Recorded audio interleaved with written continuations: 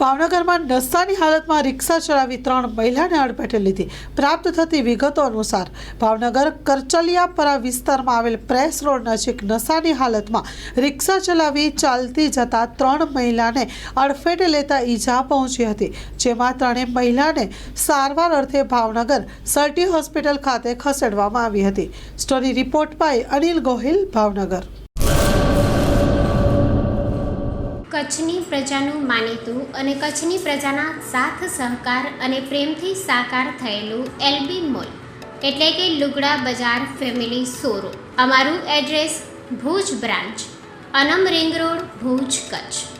Mobile number 8980413537। Mandvi branch, Nandanvan society, Mandvi, Bhuj highway, market યાર્ડની બાજુમાં, માંડવી, કચ્છ।